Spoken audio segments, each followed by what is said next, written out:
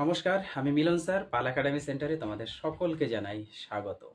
আজকে ক্লাস 9 এর ফিজিক্যাল সায়েন্সের তোমাদের স্মরণ, দ্রুতি, বেগ, ত্বরণ ও মন্দন এই যে অধ্যায়টি, এই অধ্যায়ের আজকে কিছু গাণিতিক উদাহরণ নিয়ে আমি তোমাদের সাথে আলোচনা করব। এর আগে তোমাদের এই অধ্যায়েরই স্মরণ, দ্রুতি, বেগ, ত্বরণ ও মন্দন এই অধ্যায়ে তোমাদের আমি দুটো ক্লাস আলাদা আলাদাভাবে আপডেট দিয়েছি। যারা এখনো দেখোনি তারা একটু দয়া করে আগে এই দুটো ক্লাস দেখবা, তারপরে তোমরা গাণিতিক যে উদাহরণগুলি আছে সেই উদাহরণগুলি তোমরা একটু চেষ্টা করবা। কারণ ফিজিক্যাল সায়েন্সের ম্যাথমেটিক্স সলিউশনগুলি করতে গেলে সর্বপ্রথম তোমাকে আগে বুঝতে হবে, অ্যাকচুয়ালি তোমাদের সেটা হচ্ছে বেসিক সম্বন্ধে বুঝতে হবে এবং কিভাবে বেসিকগুলি এলো সম্পূর্ণ বিষয় তোমাদের জানতে হবে, তারপরে তোমরা এই গাণিতিক উদাহরণগুলি করতে পারবে। যাই হোক, আজকে আর বেশি কথা বাড়াবো না, আমরা সরাসরি চলে আসব 1 নাম্বার যে অঙ্কটি সেই অঙ্কটি। দেখো, প্রথমে আমরা একটু পড়ে নেই কি বলেছে।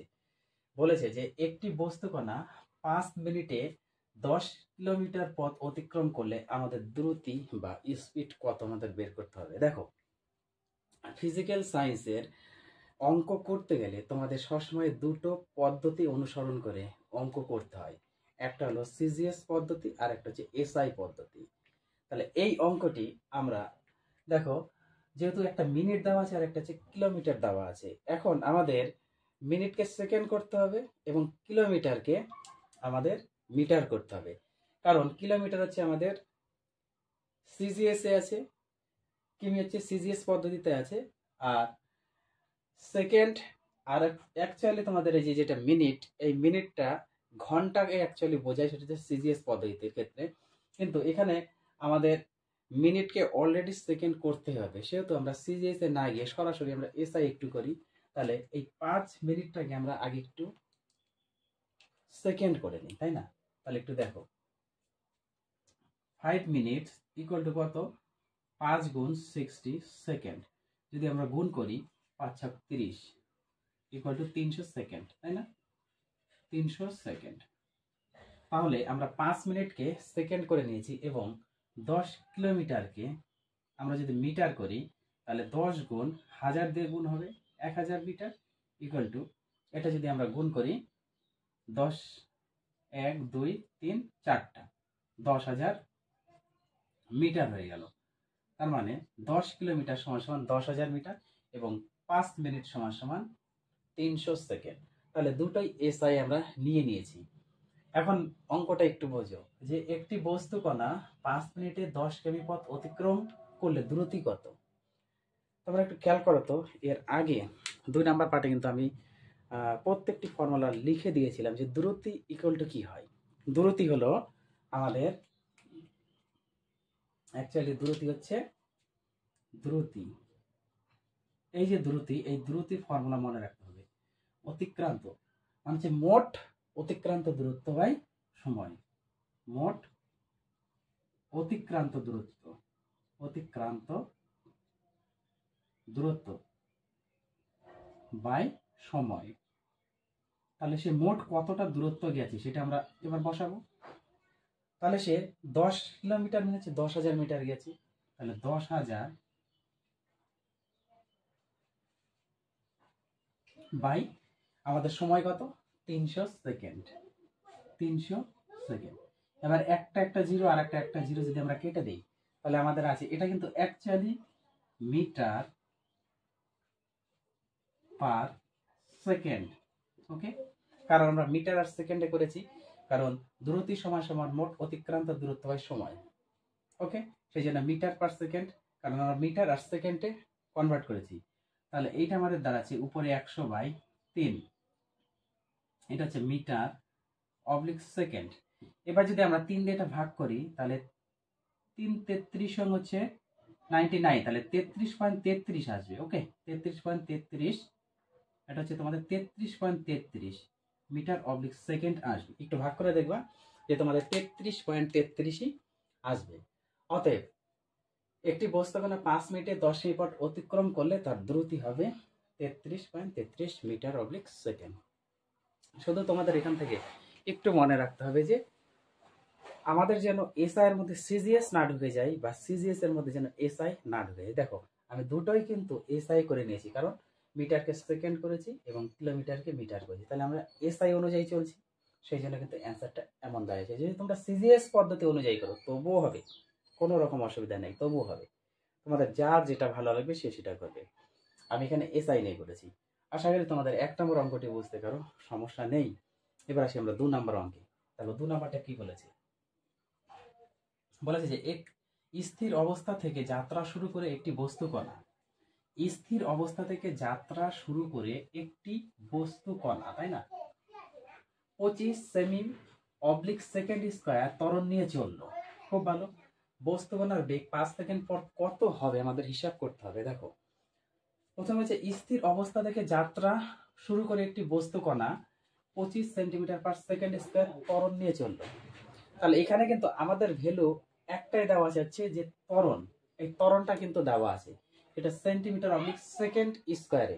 তাহলে এখানে এই যে সেন্টিমিটার হচ্ছে আমাদের সিজিএস পদ্ধতি অনুযায়ী, আর তো কোনো ভ্যালু আমাদের দেওয়া নেই, সেহেতু আমরা এটা সিজিএস নিয়ে চলি।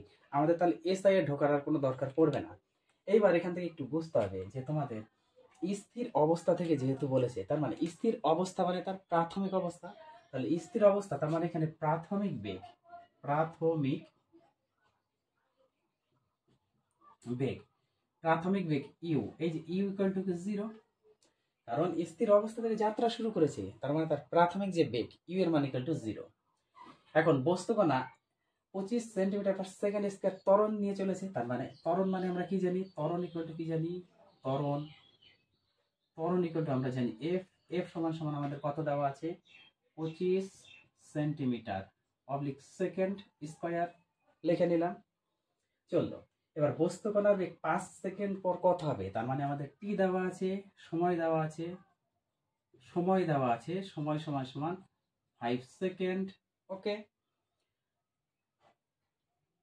তাহলে 5 সেকেন্ড পর কত হবে এখন আমাদের সেটা বের করতে হবে। তোমরা একটা ফর্মুলা একটু এবার ভাবো তো, 5 সেকেন্ড পরে বেগ কত হবে। এখন এই যে 5 সেকেন্ড পর যে বেগ, তার মানে কি তার অন্তিম বেগ কত হবে, এটা কিন্তু অ্যাকচুয়ালি অন্তিম, অন্তিম বেগ, অন্তিম বেগ কি হয়, ভি। এই ভি এর মান অ্যাকচুয়ালি কত হবে।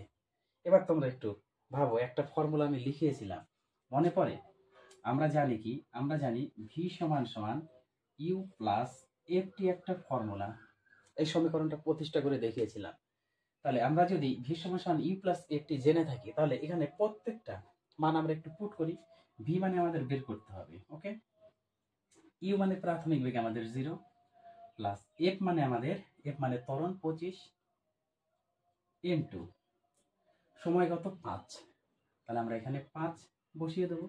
তাহলে এটা কিন্তু আমাদের অ্যাকচুয়ালি সেন্টিমিটার অবলিক সেকেন্ড স্কয়ারে আসবে।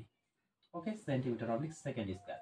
তাহলে ভি সমান সমান আমাদের 0 তো ভ্যালু নেই, 5 25 125, তাহলে 125 সেন্টিমিটার অবলিক সেকেন্ড স্কয়ার। অতএব 5 সেকেন্ড পর বস্তু কণার বেগ হবে আমাদের 125 সেন্টিমিটার অবলিক সেকেন্ড স্কয়ার। বোঝা গেছে?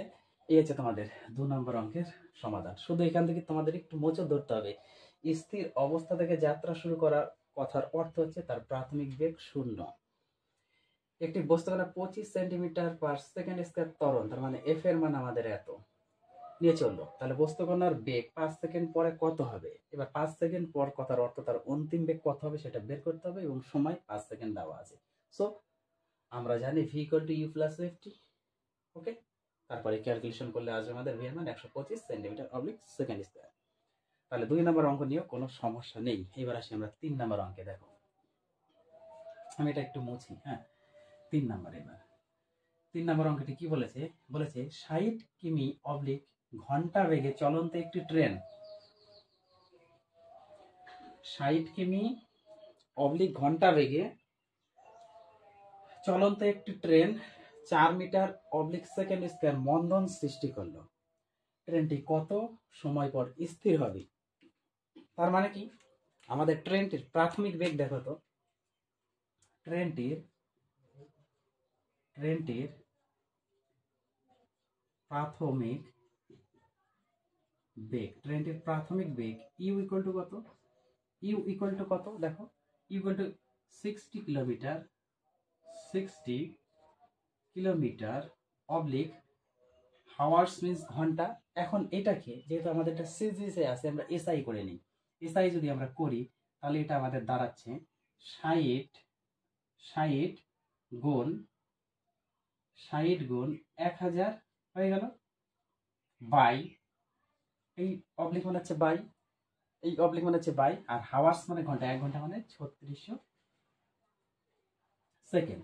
তাহলে হচ্ছে metre oblique second, metre oblique second আমরা করে নিলাম। এখন যদি আমরা একটু কাটি, দেখো এখানকার দুটা শূন্য এখানকার দুটা শূন্য আমরা কেটে দিলাম। ওকে, দুটো কেটে গেল। 6 দিয়ে যদি কাটি 6 6 36, 6 দিয়ে যদি আমরা 60 কাটি 6 10 60 হয়ে গেল। এবার যদি আমরা 2 দিয়ে কাটি 3 দুগুণা 6, 2 দিয়ে যে কোনো একটা 10 কাটো তাহলে এটা আসবে 5। তাহলে এটা দাঁড়ালো আমাদের 10 আর 5 গুণ করলে 5 10 50 বাই 3 আচ্ছা মিটার অবলিক সেকেন্ড। এটা যদি একটু ভাগ করি তাহলে কত হচ্ছে 3 16 48, 3 16 48 49 50 আর 2 আছে, তাহলে পয়েন্ট আসবে 2 যদি থাকে 3 6 18, তাহলে 20 আসবে হাতে 2, তাহলে 16.666 মিটার অবলিক সেকেন্ড। তার মানে আমরা আমাদের প্রাথমিক বেগ আমরা পেলাম বা বের করে নিলাম 16.66 মিটার অবলিক সেকেন্ড। ওকে, এখন ট্রেনটি 4 মিটার অবলিক সেকেন্ড স্কয়ার মন্দন সৃষ্টি করলো। এই যে মন্দন, মন্দন কথার অর্থ কি আমরা কি জানি? মন্দন, মন্দন মানে কি? মন্দন, মন্দন মানে কি? মাইনাস ত্বরণ না? মন্দন মানে হচ্ছে মাইনাস ত্বরণ, মন্দন মানে হচ্ছে মাইনাস ত্বরণ। তাহলে মন্দনকে ঋণাত্মক ত্বরণ বলা হয়েছিল। তাহলে এখানে মাইনাস ত্বরণ মানে অ্যাকচুয়ালি এফ এর মান, অ্যাকচুয়ালি এফ এর মান। তাহলে মাইনাস এফ মানে কত? এটা হচ্ছে মন্দন সৃষ্টি করেছি, এফ মানে হচ্ছে মন্দন, সেই মন্দনটাই হচ্ছে আমাদের মাইনাস এফ ত্বরণ। তাহলে এটা হচ্ছে আমাদের 4 মিটার অবলিক সেকেন্ড স্কয়ার। তার মানে আমরা এফ এর মান পেয়ে গেছি, এফ মানে হচ্ছে minus 4 metre oblique second square. আর এটা আমাদের ইউ হচ্ছে প্রাথমিক বেগ। এই যে প্রথমে এই লাইনটাই কিন্তু ইউ হচ্ছে প্রাথমিক বেগ। তাহলে ইউ জানি, এফ জানি। এখন বলেছি যে ট্রেনটি কত সময় পর স্থির হবে। এবার ট্রেনটি স্থির অবস্থায় আসার অর্থ হলো ট্রেনটির অন্তিম বেগ 0। তার মানে কি ট্রেনটির স্থির অবস্থায় আসার অর্থ হলো সেই ট্রেনটির অন্তিম বেগ 0। তার মানে আমাদের ভি ইকুয়াল টু 0। ওকে, ভি ইকুয়াল টু 0। তাহলে আমাদের কত টি বের করতে হবে, তাই তো? এখন আমাদের টি ইকুয়াল টু কত, এই হচ্ছে আমাদের ইকুয়েশন। আমরা ইউ জানি, এফ জানি, ভি জানি, টি মান আমাদের বের করতে হবে। তাহলে আমরা কি জানি? আমরা জানি একই ফর্মুলা, আমরা সকলেই জানি যে ভি সমান সমান ইউ প্লাস এফ টি হচ্ছে সমীকরণ। এই সমীকরণ থেকে আমাদের ভি 0 মান বসিয়ে দিলাম, এই যে ভি 0, কারণ স্থির অবস্থায় যখন আসবে তার অন্তিম বেগ 0 হয়ে যাবে। আর ইউ হচ্ছে আমাদের 16.66 প্লাস এফ এর মান আমাদের কত? -4 ইন্টু তার সাথে একটা টি গুণ হিসাবে থাকবে। তাহলে 0 সমান সমান 16.66 প্লাস মাইনাসে -40।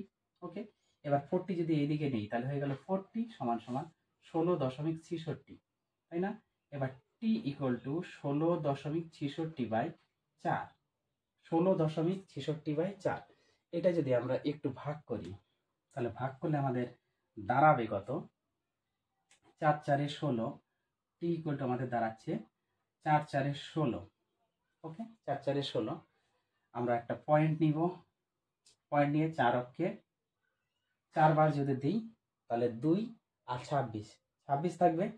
তাহলে 4 ছক 24, 4 ছক 24 বা 4 ছক 24। তার মানে এইটাই আসবে 4.16, 4.16 আরো থাকবে কিছু একটা সংখ্যা। এটা কিন্তু আমাদের অ্যাকচুয়ালি কি দাঁড়াচ্ছিল, এটা ট্রেনটি কত সময় পর স্থির হবে। তাহলে টি এর মান এত সেকেন্ড পর ট্রেনটি কি হচ্ছে স্থির অবস্থাতে এসে দাঁড়াবে। বোঝা গেল? তাহলে 4.16 সেকেন্ড, 4.16 সেকেন্ড পর এই ট্রেনটি স্থির অবস্থাতে এসে দাঁড়াবে। এই হচ্ছে তোমাদের 3 নম্বর অঙ্কের সমাধান। আশা করি তোমাদের কারো সমস্যা নেই এই অঙ্কগুলি নিয়ে। তোমাদের শুধু এখান থেকে বা এই অধ্যায় থেকে শুধু জানতে হবে বেসিক, বারবার বলে আসছি, এবং কি ফর্মুলা, সেই ফর্মুলাগুলো একটু তোমাদের মনে রাখতে হবে। তাহলে এই অধ্যায়টি তোমরা সম্পূর্ণ একটু প্রপারলি প্র্যাকটিস করো মন দিয়ে। আবার দেখা করবো তোমাদের সাথে পরবর্তী পার্ট নিয়ে।